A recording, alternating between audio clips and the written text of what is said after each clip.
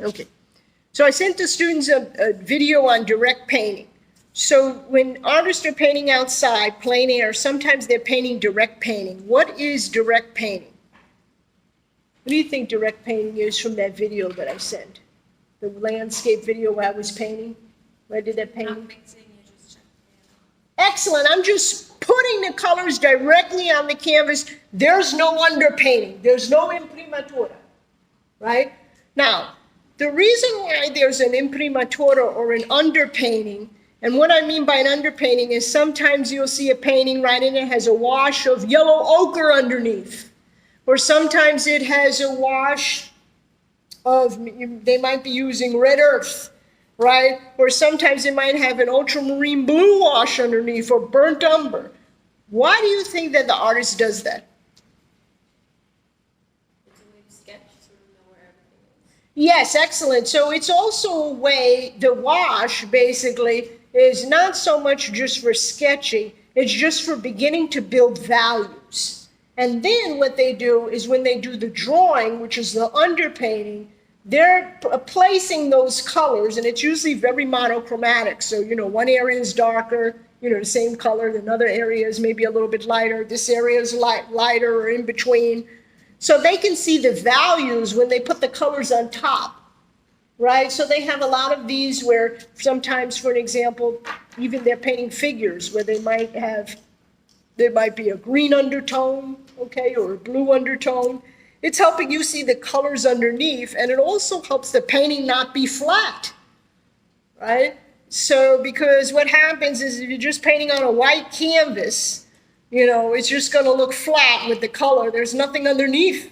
You don't know the values, you don't know the relationship of the lights to each other, the colors on the canvas, and this way you can build this up. And we think about the chroma. So, let's pretend I'm going to have this little canvas right here. And the other thing is, when you're doing your painting or your underpainting, you also have to think about what you're painting and what you want to portray. So, if I'm painting a scene at 3 o'clock in the afternoon, and it's a sunny day, do you agree that it's bright outside? Right. So the first thing is what I'm doing is I'm painting is I have to think about where the light is in my canvas, right? Is it above me? What's happening? Where is the light? Is it behind me? Is it behind this tree? What's happening? Is there a shadow? So I really need to think about the light source. And the light source is important because what does it do to the other colors? Right, it adds shadow, right? And to some, highlights, right? It could be hiding highlights on other things or reflections, okay? So we really have to think about those light colors and where they are in the canvas. And the thing is, when you're painting plein air outside, you have to record the lights and the shadows first because they're the first things that move, and they move rapidly, okay? So the thing is, when you're thinking about this is why you want to do this. You also want to give it, like we said, we don't want it to be so flat. So if we're painting at 3 o'clock in the afternoon and it's a bright sunny day, what do you think I would use as an underpainting?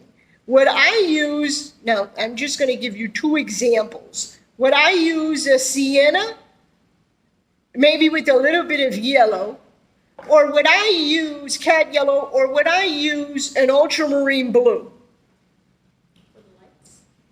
This is for my underpainting. Right, I might use a brighter color underneath, right, depending. But depending or not, sometimes, a lot of artists, sometimes you can change the color of the day. I've seen a lot of artists that they have, the sky looks like it's going to rain. It's like this kind of Payne's gray. But they want to give a background color and make it brighter. So they don't always sometimes use like an ultramarine blue for an underpainting, right? They could use a brighter color and then paint on top of that and use that for that space in the horizon. So it depends. So let's pretend right now I am going to use my sienna brown or red earth. So I'm going to mix it now, and I'm going to show you something, and you're going to say, what? Impossible. Okay, so now I have my at least I have my imprimatura, my first color, and I'm going to cover this color over the whole canvas. okay, with my brush. I should be using a wash brush, but this is a small canvas, so I'm just using this. Bear with me. And what I'm going to do is I'm just putting this color in here. Now I have to figure out which is the lightest color, right? Because I have the sky. Now let's pretend, feather this in here. Now the other thing is, what I like is if you have a rag, you can just smooth it out. You see how smooth that becomes? The color works perfectly for me. Now, I do this when I'm painting oils, right? I'll prepare my canvas ahead of time, usually, and I kind of put the terp with the color, and then I have time to dry. Then when I go back, I can work with the color and the linseed directly in it, right? And that's different ways that you can do it.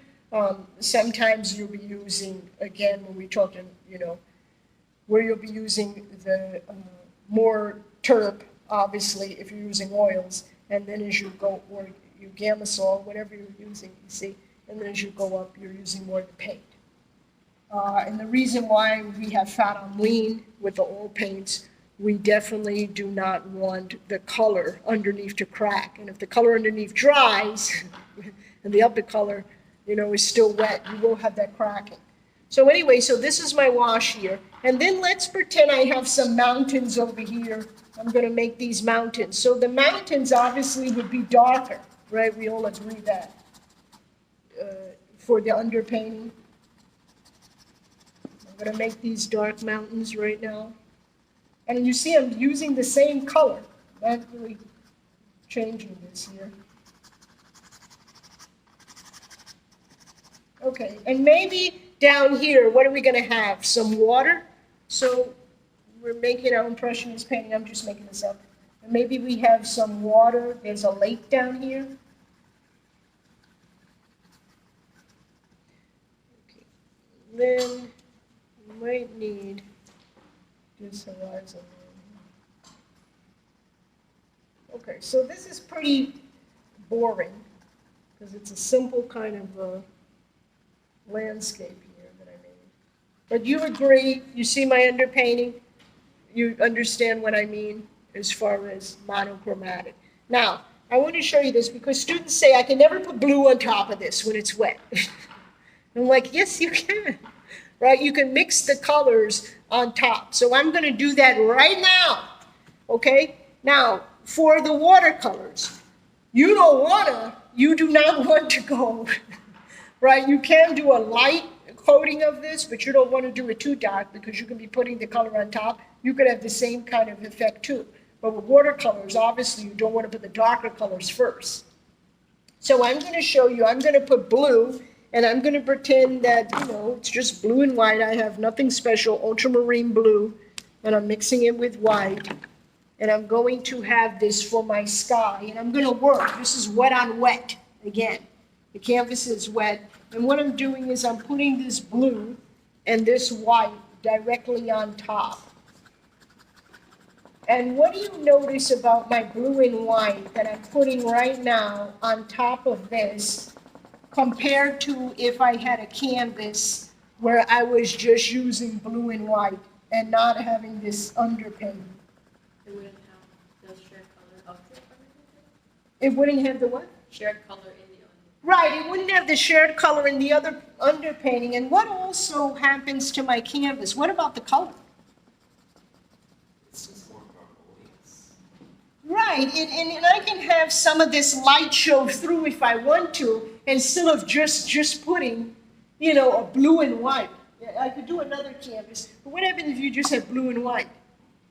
It's not that exciting, right? And you could build upon this. So I want to get you in the habit, even though you're not in the field, right, and you're not impressionist painting, get yourself to start thinking about the light, because then what happens is you start getting in this habit where you're doing these paintings and they look great off of photographs, but you're not really thinking about where the light is falling. You see? And that helps you when you also think about values, right? And which color is darker and which color is lighter, where the clouds are in the sky. You're a little bit more aware of that. Okay, so do you see how this is the first layer? And it covers perfectly as far as the blue. Now I'm just doing this in 2 seconds. Now let's just do the mountains and let's use one of the techniques that we used, which was the dabbing technique that I showed you with the round brush. So that's dipping the brush, right? Kind of dabbing it in the paint. And let's just mix maybe a phthalo green and an umber brown, and we're going to dab that. And why do you think that we're putting the darker color first? Remember, this is just my kind of underpainting, building it up. Why do you think I'm putting this dark color for the mountains first?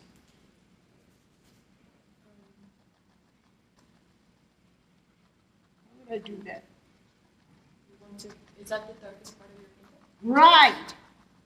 And then I can see the other colors better, right? And again, I'm just doing this in 2 seconds. Isn't anything exciting. But the thing is, I can put down the color. Do you see how more realistic that color looks than if I was to just have blue and straight ultramarine? It looks a little bit more exciting, right? You also feel the warmness of the painting. And when you're doing that, you're also thinking about what contrasting colors that you can add, with that umber brown. Maybe I'm going to add, a little bit of orange to it. And maybe I'm going to add the orange because I have so much brown in the background, and I can start building those colors on top of each other, wherever I want them to live in the painting. Okay, the next thing is here. Let's just put this as an area down here.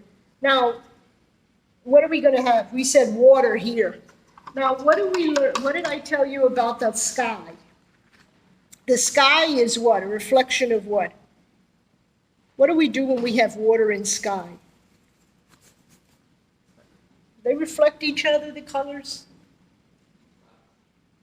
Yeah, they could, right? If the sky was pink and the water, what color would the water be? It might have some blues and some pinks too, right? So I'm still going to bring a little bit of that orange that I had in the background wash in here. And I'm still using the same brush for this, but I'm just going across, and I'm doing this as a wash. Okay? And this, I'm doing a little bit slower because I'm doing it on camera. But in other words, this would take me, at least I know where I am now, at this point, and it doesn't take me that long, right, to cover this. How long?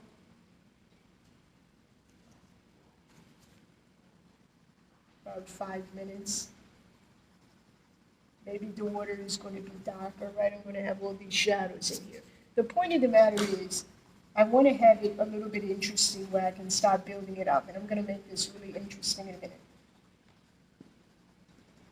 This is all going to be in shadow, okay? And this is my underpainting at that point, okay? 5 minutes, no more time. Now I'm seeing this, and now I can say, okay, maybe I want to bring a little bit of light here. Maybe I want to make this area darker. Maybe I want to bring more blue shadows here. And this is how I want you to work, because it looks a little bit more realistic in the colors, okay? So underpaintings are important.